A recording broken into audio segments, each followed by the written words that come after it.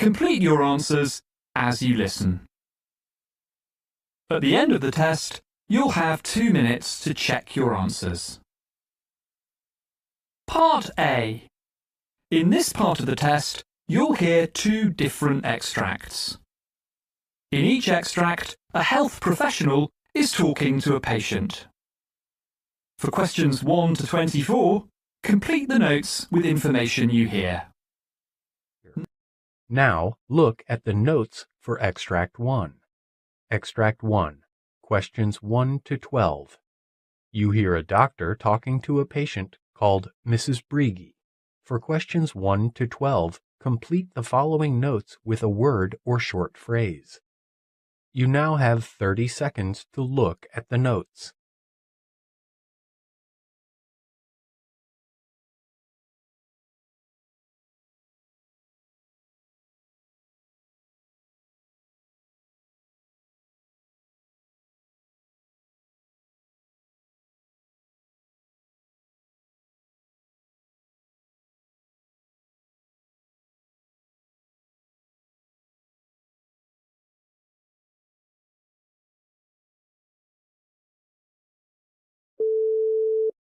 Hello, doctor. Good morning.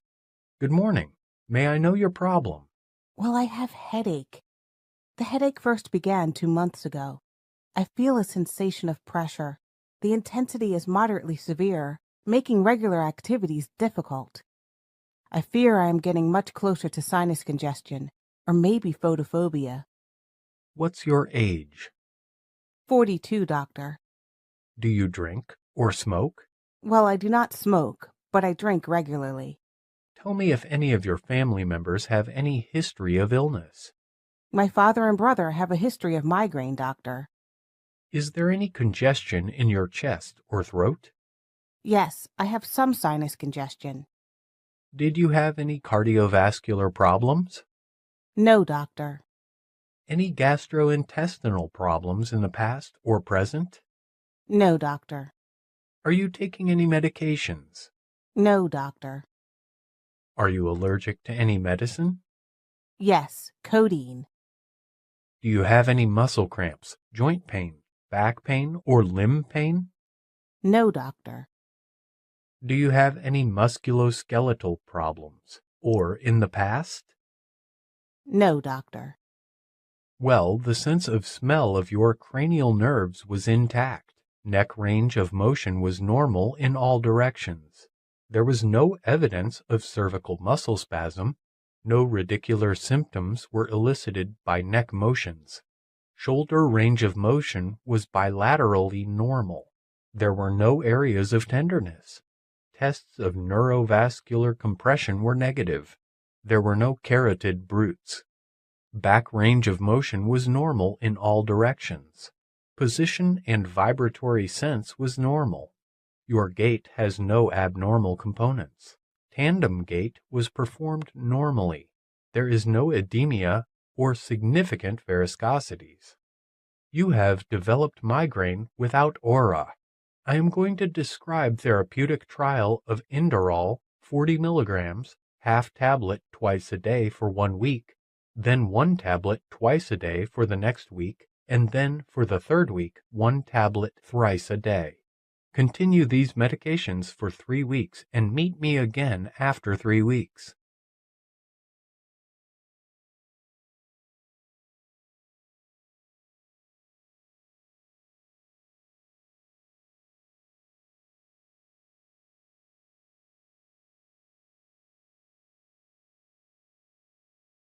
Extract 2, questions 13 to 24.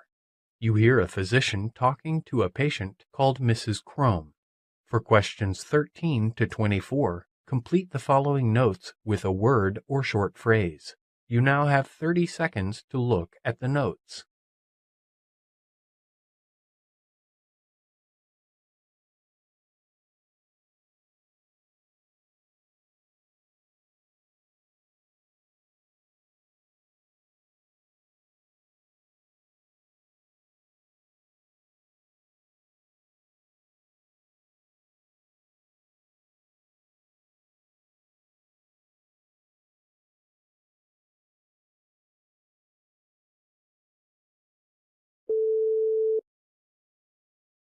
Good morning, doctor. Good morning. Please be seated. May I know your problem? Well, I feel that I have jaundice and a pancreatic mass. And recently I've noticed a new murmur, bacteremia, and fever. What's your age? 64, doctor. Okay. Do you have a cardiac history, or else any shortness of breath called orthopnea, or attacks of severe shortness of breath and coughing at night called paroxysmal nocturnal dyspnea? No, doctor. Are you getting chest pain, palpitations, or syncope? No, doctor. You have any past medical history? I had diabetes, hypertension, and transient ischemic attack long back. Okay. What medications are you taking? Acidophilus supplement, cholestyramine, Creon 20 3 times daily, Diovan 160 milligrams twice daily, Lantus 10 daily, Norvasc 5 milligrams daily, Novolog 70/30 10 units at noon daily, Pamelor 15 milliliters every evening, vitamin D3 1 tablet weekly. Are you allergic to any medication? I'm allergic to codeine, Coreg, and vancomycin. Is there any family history of illness? While my daughter has a history of a murmur, my father died when he was 75 due to chronic heart failure. Okay. Well, your laboratory data shows sodium 133, potassium 2.8, chloride 99, bicarbonate 31, glucose 75, BUN 12, creatinine 0.8, calcium 8.6, total bilirubin 3.2, AST 63, and ALT 43, white count 5.4, hemoglobin 9.1, hematocrit 26.6, and platelet count 128,000, lipase less than 10. Your abdomen CT diagnosis shows a pancreatic mass with biliary obstruction. Previous biliary stent is present. Your electrocardiogram shows normal sinus rhythm. There are no acute ST-T changes. Your temperature is 98.8, heart rate 96, sinus blood pressure 138/55, respiratory rate 20, and oxygen saturation 92%. You have newly developed murmur that has occurred in the setting of fever and bacteremia. You also have a pancreatic mass with jaundice, hypertension, hyponatremia, and hypokalemia. Take Diovan and Norvasc for blood pressure control. I recommend that you should undergo an echocardiogram. This will be to assess the possibility of endocarditis, which may be contributing to these symptoms.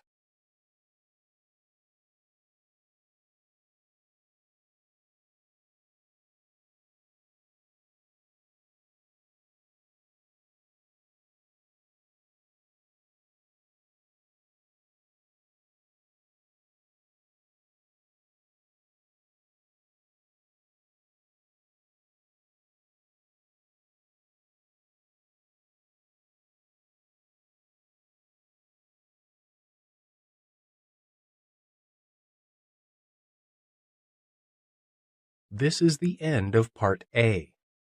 Now, look at Part B. Part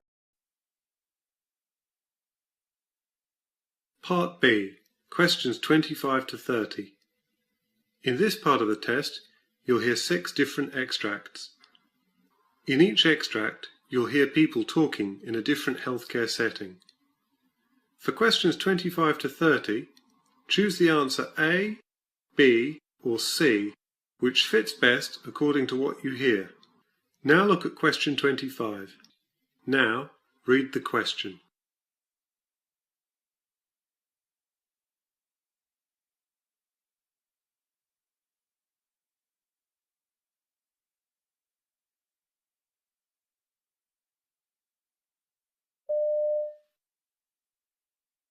The new draft recommendations make 3 points. The first point is that WHO recommends a reduced intake of free sugars throughout the life course.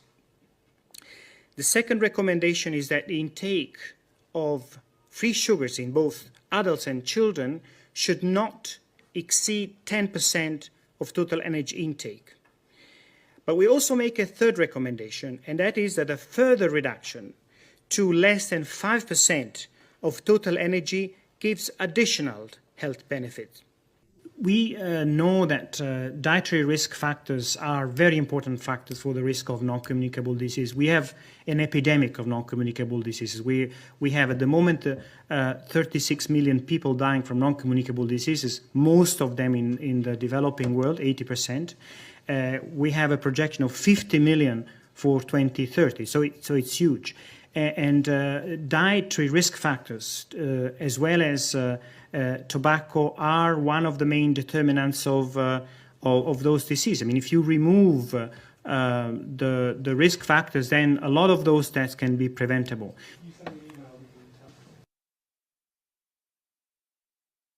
Question 26. Now read the question.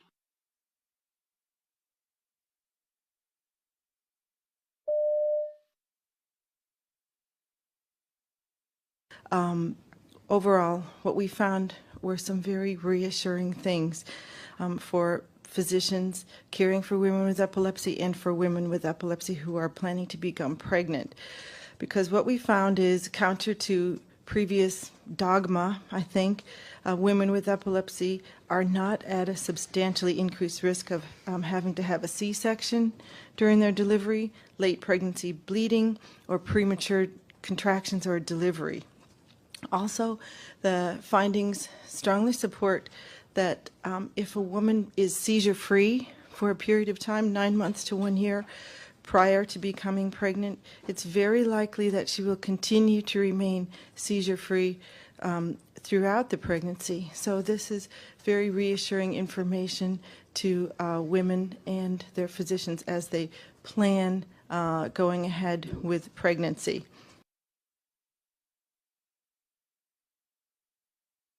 Question 27. Now read the question.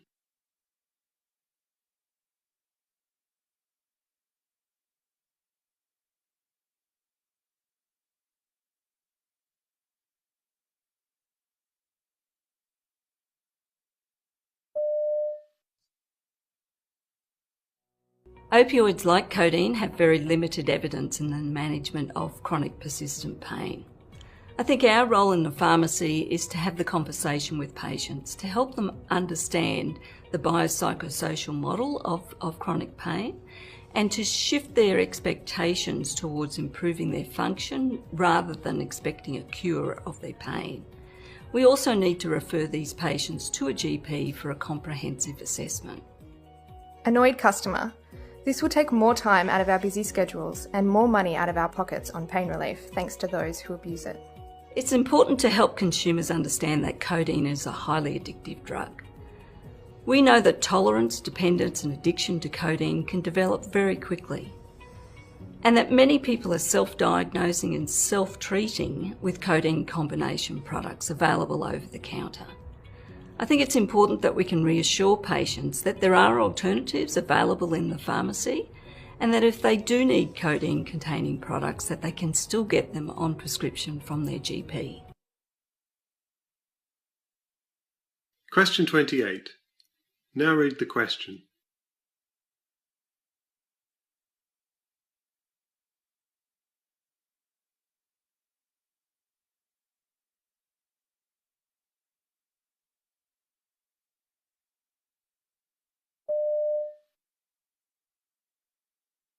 The aged care channel for me takes a lot of the pressure off having to research, find out information.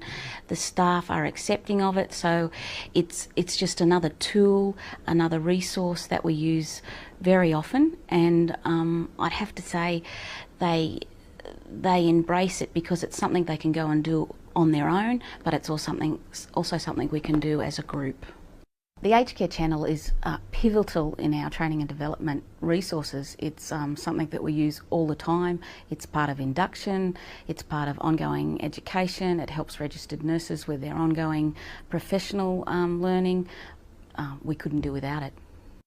The aged care channel is a great part of our training and development resource. It's the biggest part. We certainly have libraries, lending libraries in each facility. As I said, it's part of the induction progress, so it's pivotal. We couldn't do without it. The channel to me is a different tool.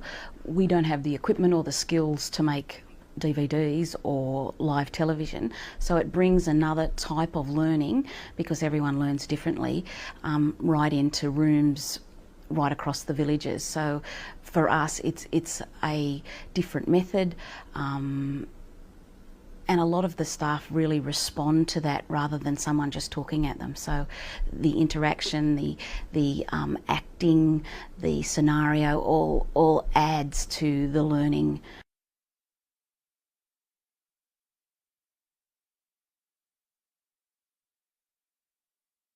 Question 29. Now read the question.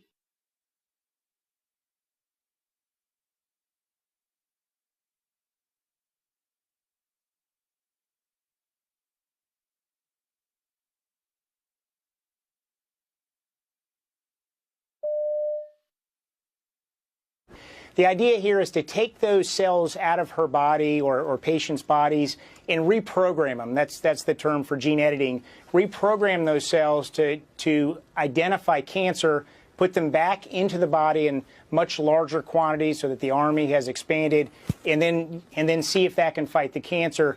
It's been an early story over the last couple of years, but the early results are quite promising in leukemia and lymphoma. We've seen it a couple of years ago in melanoma, and studies are now getting started in other cancers like ovarian cancer, breast cancer, pancreatic cancer. Very exciting story. We, at our center in Nashville, just 6 days ago, opened a trial in the community for patients with lymphoma. So very exciting time. Well, we've always known that there's a genetic link to a number of cancers. The big struggle is identifying whether a particular genetic abnormality in an individual, say at an early point in their life, is going to lead to the development of cancer.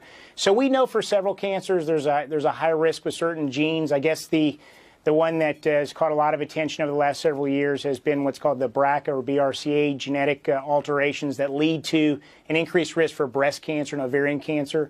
So understanding more correlations like that, if you have this genetic abnormality at birth or later in life, is that going to lead to the development of cancer? A lot of work still in that area. We're learning it's a combination of those genetic risks and probably environmental risks as well. So it may not just be one thing that leads to the development of cancer for the majority of people. Question 30. Now read the question.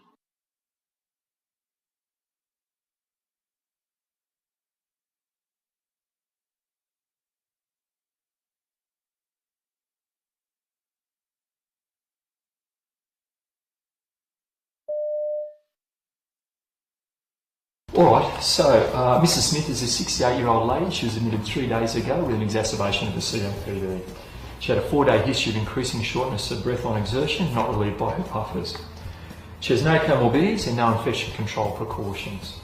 She stopped smoking after her first admission about 2 years ago, and she lives at home alone with support from her daughter. She's on IV antibiotics, bronchodilators and steroids, and she's on 2 litres of oxygen via nasal prongs. She has all the calling criteria for oxygen saturations. The target range is 88 to 92% because she retains CO2. Mrs. Smith's other vital signs are between the flags, and she needs QID obs and had some spirometry done yesterday, which the team are going to review today. She reports having a fall at home about a month ago, but she's otherwise independent with her ADLs. Falls risk was low, but I used the override option to make her a high falls risk because of her recent falls history. She's been assessed by the physio and she's on a rollator frame for it to ambulate. Waterloo score is 10 and her skin integrity is intact, and she's responded well to all treatment and she's on a normal diet.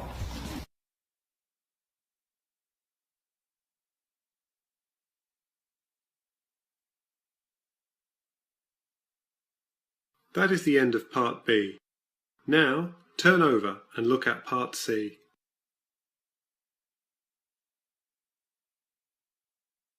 Part C, questions 31 to 42. In this part of the test, you'll hear two different extracts. In each extract, you'll hear health professionals talking about aspects of their work. For questions 31 to 42, choose the answer A, B, or C, which fits best according to what you hear. Now, look at extract 1, questions 31 to 36. You now have 90 seconds to read questions 31 to 36.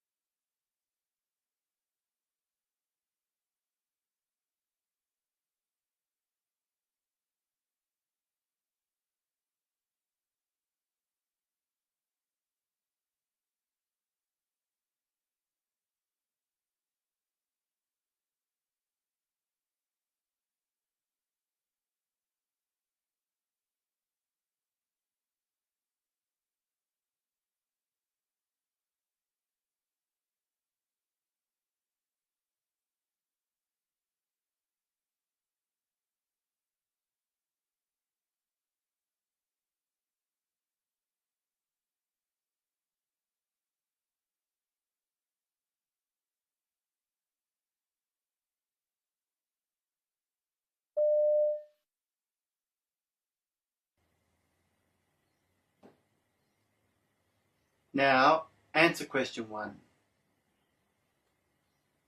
The word migraine is derived from the Greek word meaning pain in half the head, as migraine often produces a unilateral or one-sided headache. It is a common and distressing disorder, and although they are not likely to take life, migraines can destroy the quality of life. Studies have shown the incidence of migraine to be in the range of 9 to 10%, and it affects 17% of the female population and 6% of the male population. So, about 2 million Australians can expect to suffer from migraine, and that translates to 1.5 million women and about 500,000 men. It is thought that more women suffer migraine than men due to hormonal factors.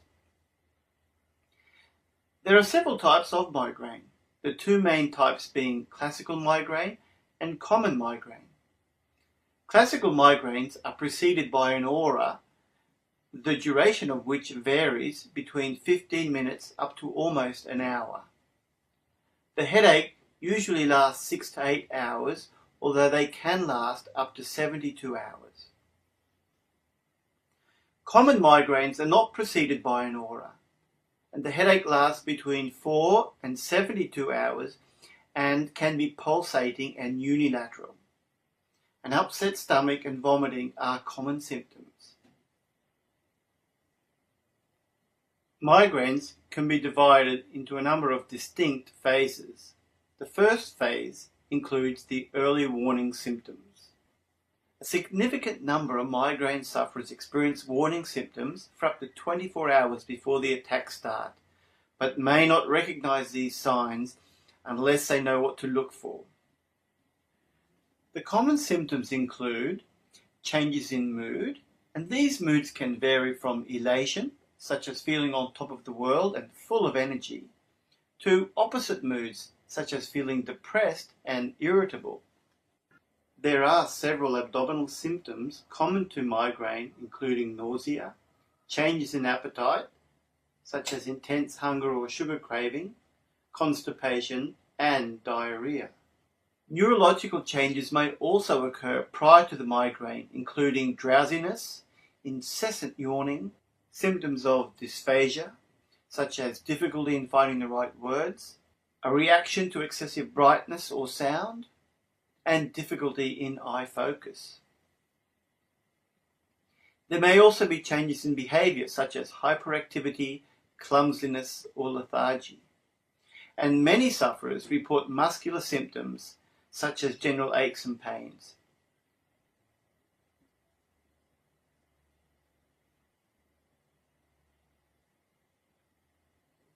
The second phase is the aura. The aura accompanies migraine attacks in about 20 to 30% of migraine sufferers. The most common aura symptoms are visual disturbances such as bright, zigzag lines and flashing lights. As well as that, there may be difficulty in focusing or blind spots. The aura commonly affects only one eye, but it can disturb the visual field of both eyes. It usually lasts between 5 and 60 minutes, then the vision normally returns to normal. Less commonly, aura affects sensation or speech. The third phase is the headache. The headache phase can last for up to 3 days. It is often throbbing and on one side of the head, but it can affect both, and it is made worse by any kind of movement. The most common accompanying symptoms in this phase are sensitivity to light, sound, and smell. Eating can help reduce symptoms, especially starchy foods such as breads and pastas. The symptoms can be more distressing than the headache itself. The final recovery stage may last for about 24 hours, and feelings range from complete lethargy to feelings of high energy and even euphoria. Sleep often is beneficial for adults, while effective medication can improve attacks for chronic sufferers. Children seem to feel much better after vomiting, and for a few, nothing works except the headache burning itself out. The dietary triggers include alcohol, especially red wine, certain types of food, notably aged cheese or chocolate, withdrawal from caffeine or caffeinated drinks such as coffee and tea, the food additive monosodium glutamate, dehydration, and inadequate meals. Environmental triggers include bright sunlight, flickering lights, strong smells, for example, perfume, gasoline, chemicals, smoke-filled rooms, and certain food odors. Another environmental trigger is high altitudes or flying. Weather changes can be a trigger factor, as can loud noises or overuse or incorrect use of computers.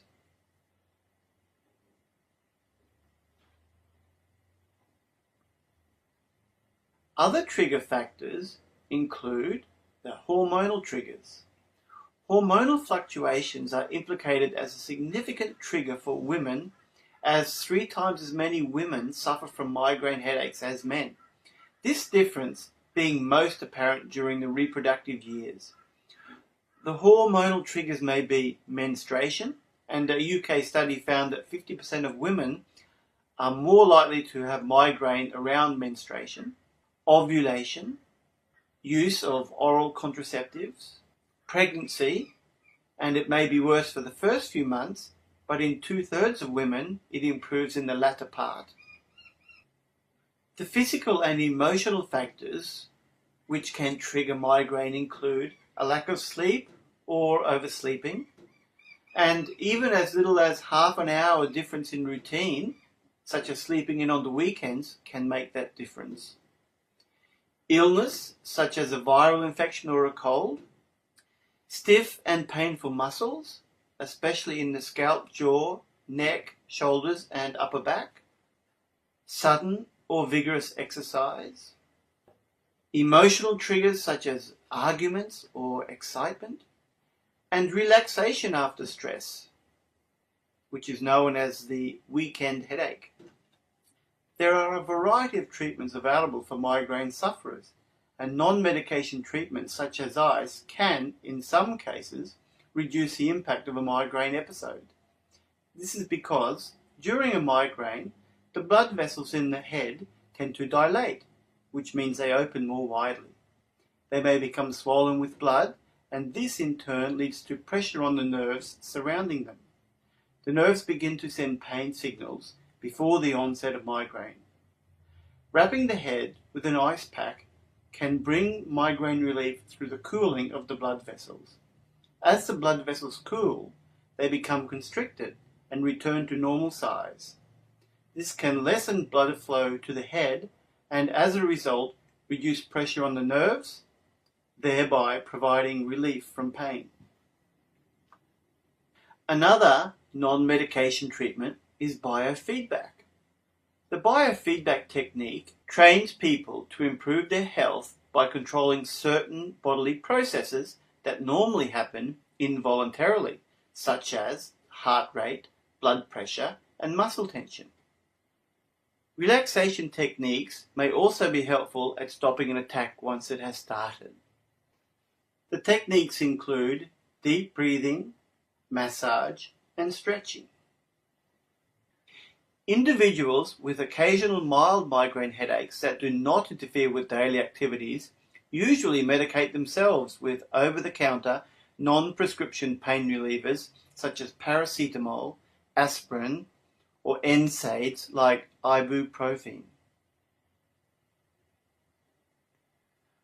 For people who suffer migraines very frequently, prophylactic medication that is taken on a daily basis may be a good option. As a general rule, patients who experience migraines twice or more per month or have migraines which interfere with their quality of life may benefit from this type of medication.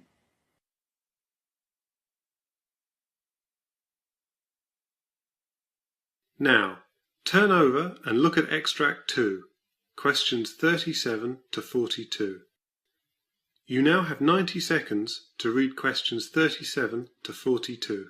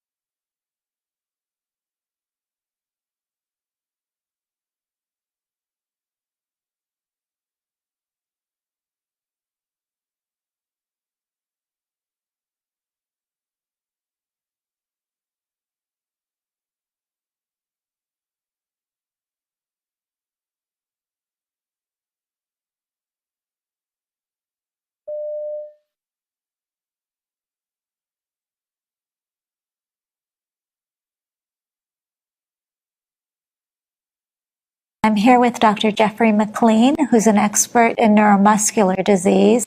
Tell us a little bit about your background. How did you become a neuromuscular disease expert? Well, I started out with my general neurology training, which I did at Wilford Hall Medical Center. And from there, I did a fellowship in neuromuscular medicine before returning to where I am now. And what's your typical day like? What kinds of patients do you see?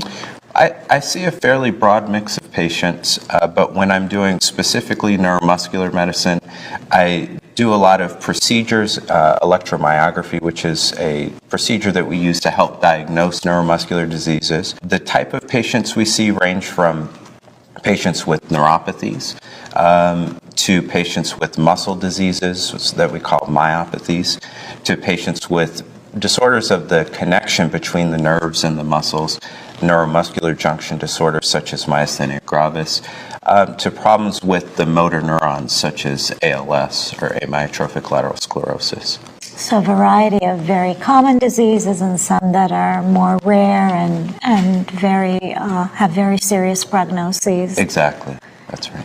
And what is the most exciting new development in your field? Which of those conditions have something new to offer patients who are listening? I think perhaps the most exciting field where we've seen a lot of attention recently has been ALS, especially with the Ice Bucket Challenge recently that garnered so much public attention, so much public excitement. That excitement has transferred into more attention, more funding for more research, things that are looking at improving our understanding of the genetics that play into ALS, where there's a lot of work being done trying to find biomarkers, so things that can be tested easily to more readily diagnose ALS and understand how it progresses in a particular patient. All these things ultimately help us find and research possible treatments that in the end are hopefully will lead us to things that will really benefit patients. And up until now, there really has not been a great deal to offer an ALS patient. What do you do today? Right now, what we're focused on is improving the quality of life while people are dealing with this disease. And that's an important thing for both patients and physicians to understand, that while we don't have a cure, there are many things that can be done to significantly improve the quality of life for our patients. So things like help with communication, because many of the patients lose the ability to control their voice and control their speaking. So we can do things to help them communicate as that occurs. Things like assistance with nutrition, because they have difficulty swallowing and eating. So helping them with that. One of the big and often under-recognized problems with ALS are mood problems that go along with it. Obviously, it's a devastating diagnosis. And the social support is very important, that we offer that to our patients to make sure that their quality of life is as high as possible while dealing with this. And on the other end of the spectrum, we have neuropathies for which we can offer a whole variety of treatments. Is there anything new or exciting for the patient with diabetes or someone else with neuropathy to consider? Well, again, there's a lot of new research going on. There's a lot of exciting work in terms of trying to find ways to treat the often painful diabetic neuropathies. There are already some drugs currently available that many patients will be familiar with. And as time goes forward, we hope to increase the number of drugs that are available to make them more effective with fewer side effects. So hopefully that will be very soon on the horizon.